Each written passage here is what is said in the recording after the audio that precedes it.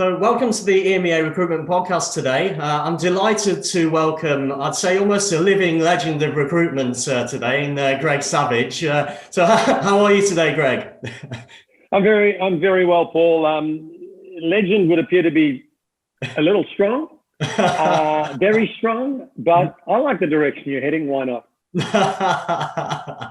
No, well, I thought just give the listeners a bit of a background in terms of sort of how we got to this stage today. I read the book that has come out this year, The Savage Truth, and I thought it was a great book that you've written for established recruiters, but also to I suppose really promote what the recruitment discipline can do, and hopefully get more people interested in going into the discipline. And I thought I'd try and reach out and get you on the podcast. So as I say, delighted that you've been able to spend a bit of time with us today.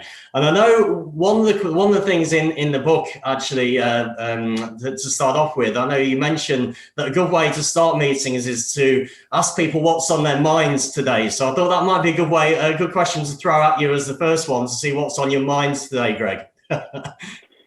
Well, it's 6 o'clock Sydney time, and this is about my 8th Zoom meeting today. So really, a very, very cold Asahi beer is on my mind at the moment.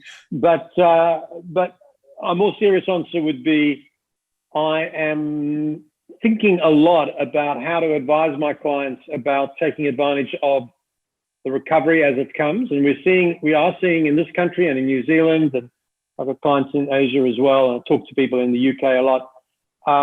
Look, we've got a lot of hurdles in recruitment industry, but also in all industries, with the virus flaring up and, countries locked down. But there are opportunities, and I think that's a mindset, and then you need a strategy for it. I think there's a lot of people who are talking about when the recovery comes, it'll get better. Well, I think it's a mistake, and I'm thinking a lot about this, to assume that we're all going to rise on the tide. I think you've got to configure your own future, Paul. I think you've got to make plans and calibrate and pivot and do some smart things. And that's what I've been thinking about a lot today. I started with a board meeting this morning, the chairman of a recruitment company in New Zealand. Obviously, I did it from this desk this time, but that was our conversation. And it's a fascinating conversation to have, because not everyone is going to benefit from the recovery. Some people will in fact not recover at all. Yeah, no, that's it. I think you mentioned earlier in that in the answer about a lot comes down to mindset, and I think it's one of those things. It's I suppose it's easy to say, but it's actually more difficult to put into practice on a consistent basis. Keeping positive and seeing opportunities throughout this year has been a challenge, I think, for everybody. I think, I don't know if there's any advice you might have in terms of keeping that positive mindset and seeing opportunities that are out there. Yeah, look, I feel that the COVID period has really exaggerated and shone a light on our ability to be resilient. And in my industry, a lot of the operatives are 25 to 35. They come into the category of generation, X or millennials or whatever. But they are the generation that gets criticized for being, the marshmallow generation, lacking resilience. And it's not true, actually. Some of the most resilient, hardest working, determined, loyal people I've ever worked with in 40 years are in that category. But they have that reputation. And I've been advising them that now's their time to shine, because the thing about resilience, it's like playing football or giving a speech. You can get better at it. Now, clearly, there are gifted people who are better at it naturally, as with sports, as with raconteur, but you can get better at those things. And it starts from a mindset, which is that I can get better. And you've got to, what I look for and what I try to coach people on is what I call optimistic realism. Because you don't want to be negative about everything, but you don't want to be falsely, it'll be fine, no worries, it's all going to get better.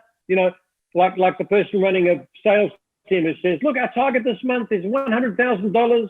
There's 2 days to go. We're on 20,000, but we'll do it. That's not resilience or even optimism. That's just foolhardy. Optimistic realism is, it's going to be good. but shit happens. That's optimistic realism. And I think that positive mental attitude, there's the big thing I've been advising people is, I don't want to sound like a hypocrite because I have not suffered in any huge way through the coronavirus. I've had some challenges with my family and myself, but I'm not in a slum in Mumbai with 12 of us in a room trying to self-isolate, So, and I think that's the thing. We've got to flip from self-pity to gratitude. That's the first mindset. We should be grateful that we're not. We haven't got the coronavirus, or we haven't lost our job, or we're not dead. Or most of us can say those things are true. None of those things have happened to most of us. So we should start with, well, I'm not a victim. No one picked on me. This is actually something that's happened that I've got to deal with. And I think the message is, the starting point is that you own your own response to the situation. We have no control over the coronavirus. We have no control over how our governments put the rules down. We have no control over lockdowns, whatever. But we do have a control over our response. And if our response is to get onto every call and whinge and complain and watch every single episode of Breaking Bad on bloody Netflix and drink ourselves to oblivion every night and complain that we put on weight, well, that's a choice. That's a choice. So resilience is about, I think, choosing not to carry wasted emotion forward. And what wasted emotion is clinging to negativity. Like you see it in recruitment where somebody's had a bad week or month or day. They've had 2 offers turned down. They've been spoken to rudely. And 2 weeks later, they're still talking about that. They're still saying, I'm having a bad month. Resilience isn't bottling up your emotions. It is not showing lacking of resilience to cry, curse, kick the wall. I don't do much crying, but I do the others. It's how you bounce back that's resilience, right? So if you've had a bad morning, real resilience is that your next conversation with client, candidate, or colleague is upbeat, positive. You're dealing with their situation. You're not dragging your negativity forward. That's lacking in resilience, right? And the sort of techniques you can use is to, first of all, accept that you own your own response. Secondly, depower the things you can't control, right? So I wake up every morning to ABC radio. It's a news program. And about 3 months into the COVID thing, I just couldn't stand listening to that bad news. It was just numbers and deaths and industries closing down and unemployment. And I knew it was happening, but I changed it to triple J rock music. And I woke up to that. I read the news for 5 minutes. I kept abreast of it, but I didn't need an hour of it while I was having a shave every morning, So I think you can depower certain negative things. You can prioritize what counts, and that's positive conversations and things that work. And you can stop doing the things that hurt you. And the things that hurt you are downward spiraling conversations with people, watching negative news endlessly. And a part of resilience is setting goals that are achievable. Again, I'm in the recruitment industry, but same for everybody. If you're used to achieving, this level, and in coronavirus time, you're achieving 1/3 of that, that's pretty depressing. You've got to stop measuring yourself against the high performance. You've got to measure yourself about what's good in the context of today, this week. What would Friday night be? How would I define on Friday night this week? This is a conversation you have yourself on Monday morning. How would Friday night be looking good for me? How could I be proud of what I've achieved? And then work out what's good and hammer that, right? Okay, it wouldn't have been good in February, but it's bloody good now. And hang on to that. So resilience is not denial and it's not macho, it's bounce back. So those are some thoughts, Paul, that I would, suggest people think about. No. I think one of the things you mentioned in your book that is related to this is the fact that you're quite unique, I guess, in the fact that you've had all of your career has been within the recruitment industry. So all the 40 years has been within this field, and I mean, has there ever been a time when you've thought of changing career? Because I guess that is related to the resilience and keep going in recruitment as well. But I just wondered, has there ever been a point where you've thought, well, yeah, my resilience has run out, so I need to try something else and a different challenge in a different area? Well, if the Australian Rugby Union selectors hadn't been so ignorant and had selected me on the side of the scrum for 20 years, then that would have been my career. But unfortunately, they never called. So that's the start. But look, I started in January 1980 as a recruiter. I fell into it. I was only 21. To be honest with you, I don't think there's ever seriously been one moment when I seriously considered leaving the industry. I've had a wide range of jobs. I've worked in many countries, several countries, I should say. I started 3 businesses. So it's always been changing. There was one time, and it was fleeting, when I built a company called Recruitment Solutions, and we'd listed on the stock exchange. And 2 or 3 years later, I left the business, and it took about 18 months off. We had our 3rd child. I traveled down the Amazon. I went to England to the Rugby Union World Cup. Australia won, thanks for asking, by the way. I had a feeling that might come up in the conversation today. Well, I'm actually South African originally and Australian by, I guess, chronology. I've been here since I was 20. But that leaves me mostly on the winning side, except when it's playing the Kiwis, maybe. So I think when I left that business, I've been in the industry for 20 years. And I remember saying to myself, and maybe to 1 or 2 people who were probably very disinterested, that I was not going to go back into recruitment. Well, I had my break, and 18 months later, somebody called me with a great opportunity. I was back in recruitment. And I've never had an interview or applied or even had a conversation about a job outside recruitment. It has given me massive amounts of stress and lots of other negative things, but it's given me a wonderful career, a lot of fun, a good income, great financial security, great friendships, great travel, great achievements, a lot of good memories. And no is the answer. I wouldn't change a single thing about my career path. Unless the selector's called, but at 62, it's probably not going to happen. Maybe as a motivational coach, maybe that's could be the option. That's maybe that's the direction going. I don't know about that. Well, I mean, obviously, one of the things about the recruitment industry is that it is constantly changing, and there's a lot of challenges internally and externally when working on processes. And one of the big topics that is here now, and I think is not going to go away, is the area of BI and data, and how that's going to, impact really on our lives generally, but it also has an impact on recruitment. And it's a question that has come up with a lot of clients that we work with, but also a lot of recruiters that I know, really how the impact that BI and data and AI is going to have on our discipline. So, I mean, I thought it'd be good to ask you your thoughts on that. I mean, how you feel the recruiter role is going to change really due to these external changes that are happening. Yeah, look, it's an interesting question, and I have got, unsurprisingly, some thoughts on it.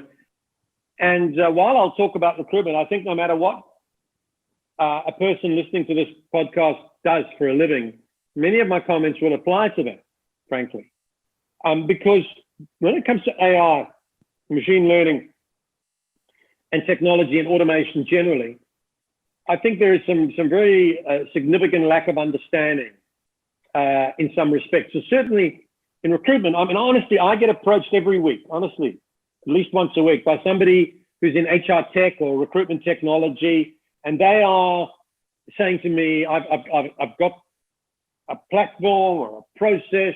They often say I've invented the Uber of recruitment, and we're going to disrupt recruitment. I'm a bit of a prick, and I will often reply by saying, the Uber of recruitment. Well, Uber lost $3 billion last quarter, and their CEO got fired for sexual assault. Would you like to have a different aspiration, perhaps, than being the Uber of anything? What they really mean is we're going to disrupt recruitment and we're going to automate it. And in that statement is often the misunderstanding of where the value of recruitment lies. And that's what I'd encourage anybody to do when you're thinking of what's going to happen to your role and the job that you do. The recruitment industry, the third-party recruitment agency industry, is not under threat at all. The job of some recruiters, many recruiters, is definitely under threat. And that's the difference, right? You have to understand that machines, it's going to use automation to cover all of it, right? Automation will increase in recruitment dramatically, because there's big parts of our process that can be automated. Sourcing, finding candidates digitally, an algorithm can do that, right?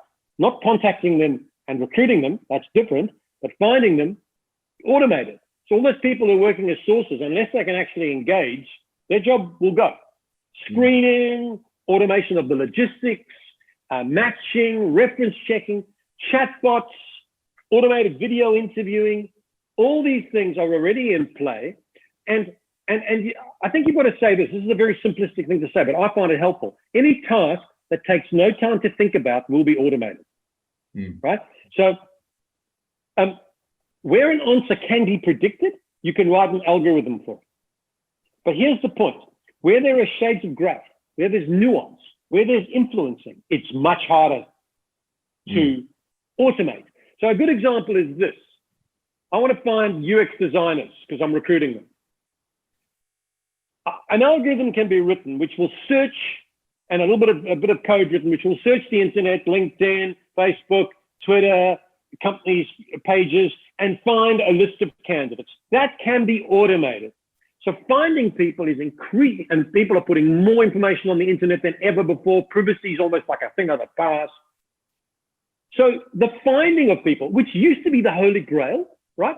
When I started in recruitment, there was no computers, right? So when we said we had a database of candidates, it was like a mystical Pandora's box of something that the client was like, I have to pay for that. Well, the client doesn't want to pay for it. They can go to LinkedIn, they can go to a job board, and there's no end. So finding a candidate can be automated, but recruiting them,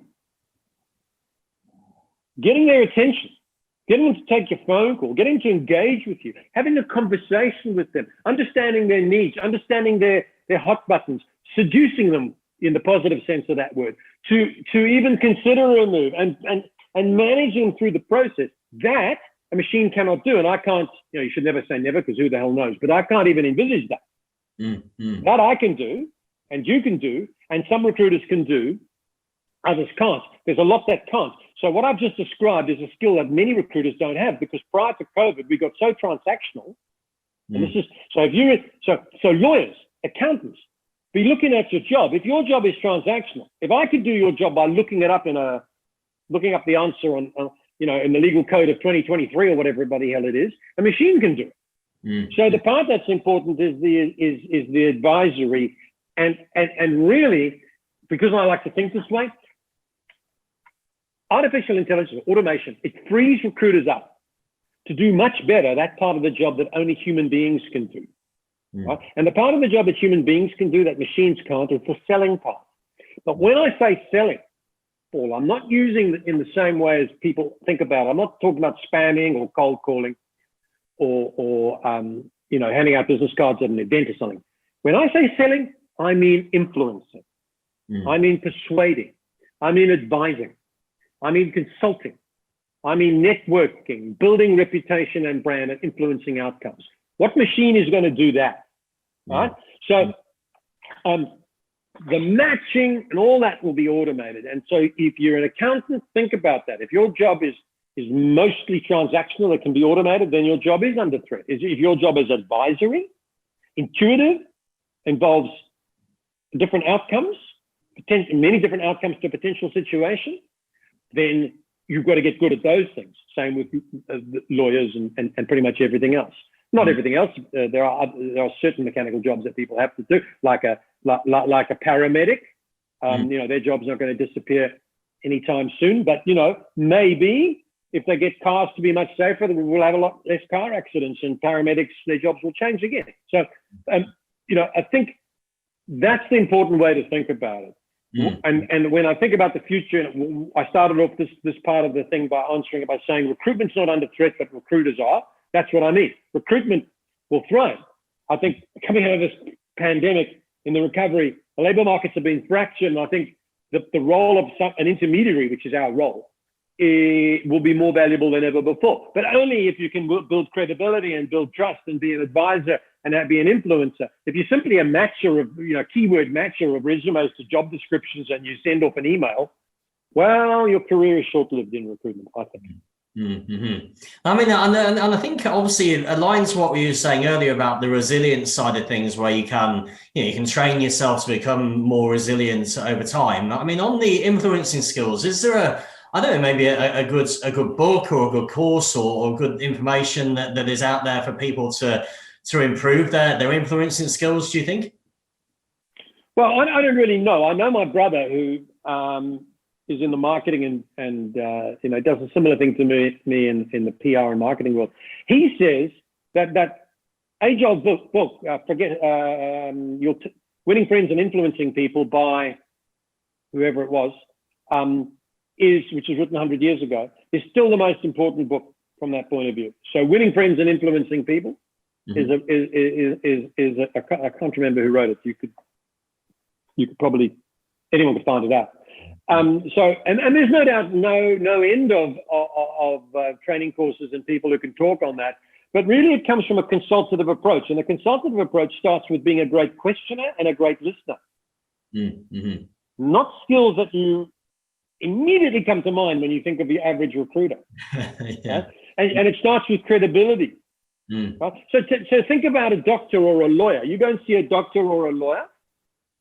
You don't tell the doctor or the lawyer, you don't say to the doctor, look, I'm not going to take these pills, I'm going to do that. You listen to their advice.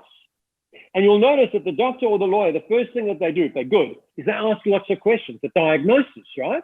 The doctor will ask a lot of questions. What does it feel like when I do that? What happens in the mornings? Where's the pain? A lot of questions. They diagnose and then they advise. Most recruiters don't diagnose at all. Somebody comes in and says, I'm looking for an accountant. They go, here's 10 accountants. Mm-hmm. So that would be like me going into a doctor saying, I've got a sore knee. And she'd say, right, you need an operation. I'm not going to go and do that. And I got no trust in that advice. She hasn't diagnosed. So that's, you can influence people, because when I say influence, I mean in a healthy way. I don't mean influencing for negativity. I mean, like a doctor will influence me to change, Greg, the reason you're having these heart palpitations is that you're 20 kilograms overweight. And, this is now I'll take that advice. So it's advice for good. And that's what recruiters should be doing. Because plenty of times, this is the laughable thing, plenty of times, the recruitment consultant's client is driving the recruitment process, which is exactly the same as me walking into a doctor's studio and telling the doctor what she should advise me to do. She's the expert. The lawyer's the expert. The house painter comes to paint my house. He's the expert. He says, you can't use that paint here because in the sun, it will peel. You need to use this. If he's credible, he's asked the right questions, I'll take his advice. I'm not going to say, no, I'm going to use this paint anyway. But that happens to recruiters every day because they lack credibility. They don't ask questions. They don't diagnose. They don't triage. And that's what influencing is about. Candidate as well as client. And I mean, I think that's why you gain the credibility as well, as you say. I mean, I think by asking the right questions and listening, then you can help to manage the process. And almost that is then you don't need to have this sales pitch or PowerPoint presentation, because actually you're standing out from the market by asking questions and listening to what people are really saying. And then you obviously then present better people as a result. And I think, I think you mentioned there that it sounds, I guess, quite obvious when we're talking about it, but it is one of those things that I think a lot of recruiters forget when they've been in the job for a period of time and they go into automatic mode really on that side. And I think, so I was going to ask. And recruiters do it. I mean, even experienced recruiters. Clients will call up and say, hey, remember Bob, who you placed here 6 years ago? He's leaving. Get me another Bob. Which company has not evolved in 6 years? We don't want another Bob. The reason Bob's leaving is that he's outgrown the job. Why would you recruit? We need to go in and diagnose what the needs are now. And that you talk about it being obvious, and it is obvious, but there's a lot of things like obvious, like don't drink and drive, and people do it all the time, right? So the point is that it starts with the recruiter having the credibility, even to get the client to allocate time to do that, right? So to take a proper job description, to meet pre-COVID, to meet with the client. For the client, mostly the client's saying, here's a job description, give me one of those. Can I talk to you about it? Oh, what do you need to know? It's all there. Well, again, it's like me sending an email to my doctor and saying, that's what's wrong with me. Tell me what the solution is. No credible doctor would give advice. on that kind of brief. Mm. And no credible recruiter should really recruit on that kind of brief. And you should walk away from business where clients aren't prepared to do that. You know, we really want to actually work with clients exclusively. I'm not sure how your business operates, but you know, we need to work with clients exclusively on a retained or at least an exclusive basis, because any other mechanism drives bad outcomes for everybody, client, candidate, and recruiter. And that is obvious. That is bloody obvious. What accountant would be happy with you saying, listen, here's my tax return receipts.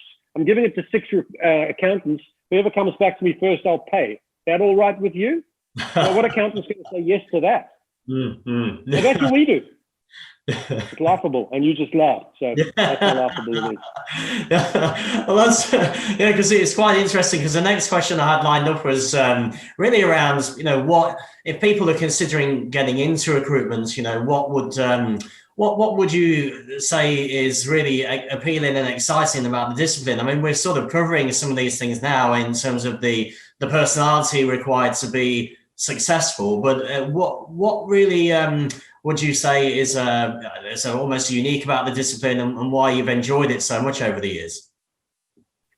There's a cocktail of things. I think one of them I've mentioned, which is that it's an influencing job, and I think that means if you're good at that, it's a consulting, advisory, influencing job. If you're good at that, your job is protected for a long time, in my view.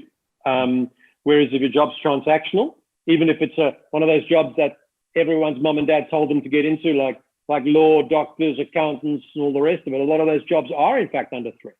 So I think that's the first thing.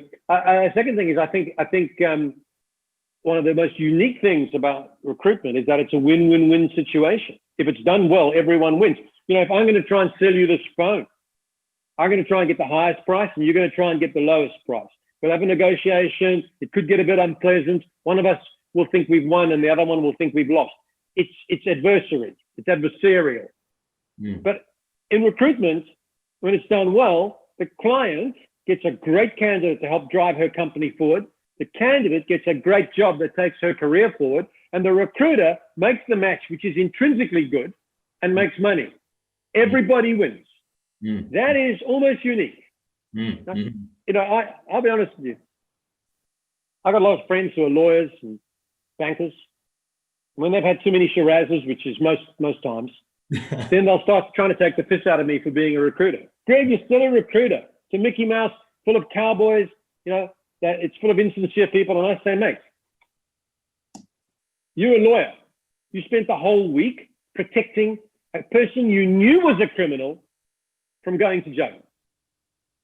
And you, mate, you're a banker. You probably are a fucking criminal, as far as I know, because most of you are. And yet you criticize me, and I find people jobs and help companies grow. You know, I sleep easy because it's intrinsically a great thing to do. And because you influence outcomes, it's so much fun. You know, you can go and see a client who's negative, not interested in you, but you do a good job, you open the door, and 6 months later, that client swears by you as a real support to his or her business. You talk to a candidate, she says, no, I don't want to go to this job because I never heard of them. You have a conversation, you influence it. She goes to the interview. She loves it. She gets the job. You changed her life because of your skill. Fucking wonderful, right? So I like the fact that it's measurable. You know, it's a very measurable job. So it's a bit like being an opening batsman in cricket. You know, it doesn't matter how well you looked, how good you looked. You've got to make runs, right? And in recruitment, it's very measurable. You've got to find people jobs. That translates into dollars. You've got to do it in the right way. But I like that. I like the fact I can measure myself against targets and against other people. And I think the other thing is that there's no barriers to your income. You know, I think a lot of women have gone into recruitment over the years, and some very stupid men have thought that's because it's a kind of a girly job. It's because there's no barriers, no ceiling to them making as much money as they deserve. If they're working in a bank or an accounting firm or insurance company for the last 40 years, they would earn less than men. But in recruitment, if they're the best, they'll earn the best. And that's a good thing. I love that. There's a reward. And I'm not only talking about bonus and commissions, although that is typically the way we're rewarded. But in the end, everybody is rewarded financially for being successful, ultimately. But that's not quite true. You can probably think of people who are not. But most commercial operations reward success. And in ours, it's very closely aligned. So it doesn't matter what you look like. It doesn't matter your gender. If you are good at this, you will earn more than the white Anglo-Saxon male next to you, who in society has typically earned more. I hope I'm not going to get into trouble for this, but actually I don't care. So let's cut it out. We are trying to promote diversity and inclusion with a lot of our clients, so it's the lines of that, so it's all good. It's all good. So yeah, well, I am promoting diversity and inclusion, but I'm just promoting common sense and humanity. We should, we should just be smart about it and reward people for their contribution, not for anything else. Yeah. No, so then, and I don't think we can have a conversation like this today without bringing up the dreaded COVID words. So, I mean, how have you found leadership in recruitment react to the COVID situation? Any best practices that have been out there from your point? Yeah. Well, it's exposed a lot of people because it's easy. Again, all my analogies are sporting analogies. It's a lot easier being the captain of the rugby team that's winning 60-0. It's a lot harder being the captain of the rugby team that's losing 25-0. And I think a lot of people's leadership was exposed. I think it's very interesting what happened in the first month or two of COVID. I relate it to the 5 stages of grief, which they talk about in human life. They say that if somebody suffers a very bad shock, a very bad event, they'll go through stages of grief like denial and anger, and eventually they'll get to acceptance. And I think for leadership, a lot of people were stuck in those phases before they got to acceptance. Acceptance doesn't mean resignation. Acceptance means this is how it is, and now I've got to adapt my leadership for now. It took a lot of people a long time, and some still haven't got there. And I think there are 6 things that I'd mention, and this will be true of anyone in leadership. No matter, it's not a recruitment thing, but my experience is from recruitment. And the first thing is leaders in this time need authenticity and they need transparency. I know leaders have had to do a lot of difficult things, let people go, cut people's hours and what have you. Authenticity is what people are going to value. So, bullshitting people, gilding the lily, sugarcoating things is actually, some people think they're being kind by doing that. It's not kind. We wouldn't like people to do it to us. So it's much better to say to somebody or to your team, look, our gross profit has dropped by 50%. And we don't see it improving for a year. This is why we've made no one's going to like that news, but they're going to appreciate that they've been told and treated like adults, and they're going to then understand why we had to let 3 people go. They don't like it, but they understand it. So that's the first thing. And the second thing is a lot of leaders have had to learn that the CEO, but that CEO stands for the Chief Empathy Officer. And a lot of people in leadership, their natural trait is not empathy. And we've got to be empathetic to a lot of things, right? How people are struggling to adapt to working from home, how some people working from home have found it a lot easier. Some have got challenges around children and lack of proper workspace. Some people have got sick parents. Some people are struggling on their reduced incomes. Some people are struggling with a lack of social so empathy is important. But empathy, and this is one of the things people find most difficult, empathy has got to be balanced with outcomes as a leader. So the worst piece of advice one of my clients gave, and I gave him a figurative slap across the chops for it, is he said to his whole team on a video conference, I understand it's tough. I understand you're struggling. All I ask is you do your best. Well, that is the worst piece of advice. What does it even mean? If I'm standing on the side of a rugby field in a World Cup rugby final and the players are running out, how helpful is it for me to say to a player, do your best? I mean, it's the stupidest piece of advice. What is he going to be doing? His worst? Is he going to be giving his second best? Everyone's giving their best. What you've got to do is give clarity around the outcomes. So empathetic, yes, but outcomes. So, okay, I understand it's tough. Take a day off. Let me get you some help. But this is what a good day looks like. This is what, these are the 4 things you should focus on. Let's talk at 5 o'clock tonight. Tell me how you've done. So we've still got to make money. We've still got to be profitable. Otherwise, all the leadership is irrelevant because you'll be unemployed and your company will be gone. So empathy, yes, but outcomes, definitely. And the real challenge for leadership is balancing those 2. There's 3 more things. I think I said CEO stands for Chief Empathy Officer. It does. It also stands for Chief Energy Officer.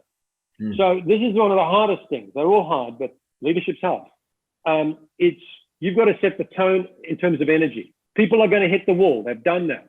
They're going to run out of puff. They're going to lose faith.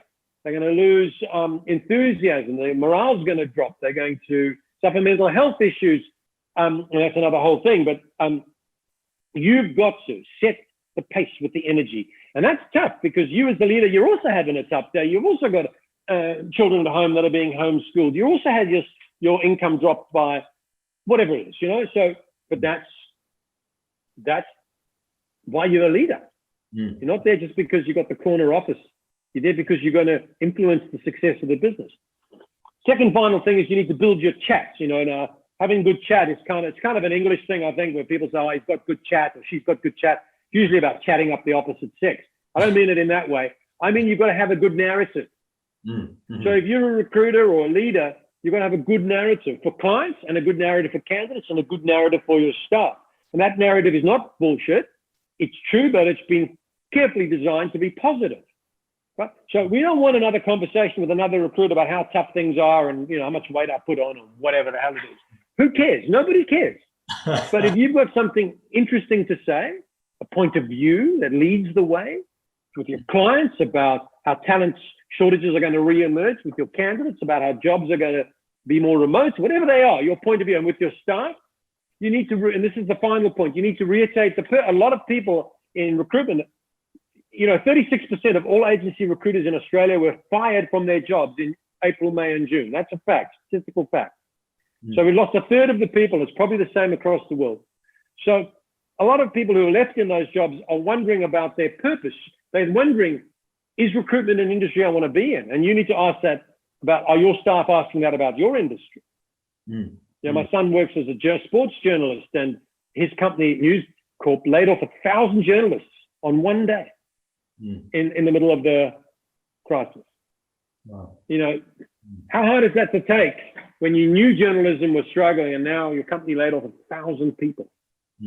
Right? So I had to chat with him about what his purpose was, and this was when sport was cancelled in Australia. So I counseled him that he was going to lose his job. He didn't, thankfully, but he had to rethink, is this the career for me? He's made up his mind and he's on his way, but the leadership has got to redefine the purpose. Recruitment is it's going to come, as I said, recruitment's going to come back, and our company's going to come back, and there's going to be opportunities. So it's realism, but you've got to also paint a future so people can wake up every morning and remind themselves why they're doing this very hard job, sometimes from home, under difficult circumstances, no rewards like they used to, like placements and bonuses. They need a sense of purpose. So those are 6 things: authenticity, Chief Empathy Officer, balancing outcomes and empathy, Chief Energy Officer, build your narrative, and make sure the people in your business know what the hell they're doing there and why they still stay there. The purpose. Those are the things. There's a lot more, but yeah, I mean, there's some awesome advice there and a good, blueprint really for leaders to use to keep the team motivated and to get them hitting the levels they can do, as you say, without just saying go out and try your best, because then having measurables on a daily basis and saying what does a good day look like, it helps them, it helps the business, and there's the empathy shown there to what people are going through. So I think it's a great. Yeah, I mean, I wrote a blog on that, and those were the 6 topics. And if anyone's interested, because I do think that's helpful advice, which I didn't just invent. I've been through a number of recessions and I learned some of those things, but others I've just learned in I'm on the board of 12 recruitment companies. So I just had 9 months of these conversations and counseling and seeing what works. So I wrote this blog. So go to my website, gregsavage.com.au. I think it was about 5 weeks ago. So it's about 5 or 6 blogs back. And it's quite helpful because I've used my own blog to remind myself of the advice I should be giving the leaders I work with, because it's a very hard job at the moment. It's always hard, but a lot of people just don't know how to respond, especially if you lay that across that people are working from home, people's salaries have been reduced. Everyone's got a lot of home stress. in this country, we've had Melbourne, Victoria's been in lockdown for now nearly 3 months. They're not allowed to leave their house except for an hour a day for 3 months. So how do you manage people? It's very difficult and overused word, but it's unprecedented for most of us. So, we've been through recessions, but we've never been through this. No, that's and the last question I have for you, Greg, actually, is different from one that I was going to ask because it's aligned with the answer you've just given. I mean, obviously, for recruitment leaders or leaders of teams who are listening to this, I think having energy and empathy and the things you've mentioned there are all vital to getting the most out of the teams. But I guess there's also the side where the leaders need to look after themselves as well, so I was just wondering, it's obvious you've got a lot of energy, you can see that in the time you spent together today, so how do you switch off, because I guess you've got to have some downtime. So how do you do it? And do you have specific times in the day where you say, right, these are the hours where I'm not going to check emails or I'm not going to do anything other than family time? I just thought it'd be interesting to find out how you manage that, because it's obviously tough to switch off, I think, for everybody, not just leaders. So I didn't know if you had any advice on that to end with, really. Well, 2 bottles of Shiraz every night usually does it. That'd be fine. To be honest with you, I don't want to hold myself up as a paragon of how to do this. I think I've done a bad job of it. And actually, I'm going on holiday next Wednesday for 10 days with my wife. We're going up the coast. And the reason for that is, honestly, I reckon I've been at this desk and increasingly over the last few months out in boardrooms, 10 hours a day, every day, talking about stressful situations for 9 months, honestly. Because I had a choice, right, when this COVID thing hit. I'm 62, I work hard and I need to work hard and I like the income. But I could have just retired into my cave and said, I'll wait for this to wash over me. And I think that would have been weak. I would have been disloyal to my clients. But I've taken the other view. I've said, well, I've got a little bit of knowledge and I've got some experience and I need to help my clients. So like I've been having weekly meetings with all my clients, daily conversations. Every one of them has survived and they're beginning to thrive again. So that's, to me, that is energizing, right? That is a reason to get up again, because it's a valuable thing to do. I've helped these people grow, and now hopefully I may have helped them a bit to survive, thank God. But I've also had 1,000 conversations with just everybody who, because I'm well known in this industry, right? I don't know you, mate. You somehow know me, and now I'm having this conversation. And so you're obliged to do that, and I have got a lot of energy out of that. But I must admit, I do need this holiday. Just another conversation about a difficult thing like letting people go or whatever it is I do need a break. Up until then, I think one of the things I'm good at, which is worth thinking about, is to prioritize your days and to do the most difficult thing first. So if you've got a difficult conversation, there's a book written on this called Eat That Frog. And the premise is, if you have to eat a frog every day, that's the shittest thing you're going to do that day. So do it first. Don't wait till the end of the day because it's hanging over you. So I live by that. I have to discipline myself. But if I've got a difficult thing, I'll schedule it for first thing and try and get those done. I also take a lot of breaks. I reward myself. So I don't have a boss, obviously, and I don't have other people around me at the moment. I do go into the city a lot now, but just to get the interaction, and I do my board meetings in Sydney face-to-face where we can. But I will address an issue and say, I'm going to get these 3 things done. And then I'm going to walk up to the coffee shop and have a coffee, or I'm going to give myself regular breaks or rewards. And I find I'm much more productive that way. I work well in short, sharp bursts, and then I have a break. And I wasn't good at this in the beginning, but I'm good now. When I finish with you, I will close my computer and I will not take my phone downstairs. I will have dinner with my wife. My son comes in. If one of them comes in, I'll chat. We'll watch something on TV. We'll have a normal thing. I will look at my emails again at 9:30 or 10, because there'll be something that needs addressing in my mind, and I might do half an hour then. But I'll have that time where I won't, because if I take that phone with me and I'll look at it, there will be between now and 9:30, 12 to 20 emails or texts that I could address, but I don't. I'll address them tomorrow. So I think that's valuable. And in my case, as I say, I get a lot of energy out of just feeling that it's being valuable, even if it's in a small way.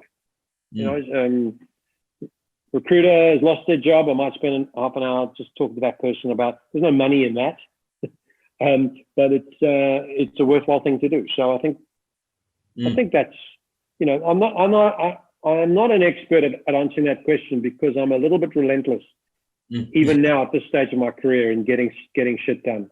So. Well, I guess that leads us quite nicely to the end of the podcast, really. I guess we can let you go and have dinner with your family and get a bottle of Shiraz open in that case. Well, no, I'm off the Shiraz because apparently my scales are broken and they've seemed to have got a bit heavier. So I've got to keep off the wine for a while. But look, it's been a pleasure chatting to you. I hope that's of help to some people. As I say, a lot of that material's on the website, and I wrote a book about all those things. That's also available through the website. So good to chat, and I hope it's helpful. Greg, just in case people want to reach out to you, I know you mentioned your website is gregsavage.com.au, but if there's on LinkedIn as well, I guess they can just reach out to you by that way. Yeah, LinkedIn. I mean, there is a form you can fill in on there's an email sort of contact form on the website, and I'm very available I'm very visible on LinkedIn, and you know I will answer just about every message I get. So I won't ignore anybody if they are, you know, they're polite, and you know, connect to anybody in my industry. So be good to do that. Excellent. No, thanks again for your time today, Greg. Really appreciate it. I know there's a lot of great advice in there, and yeah, it's been a pleasure speaking to you today. Yeah, you too. Good fun. Thank you very much. Speak to you soon. Bye-bye. Bye-bye. Bye-bye.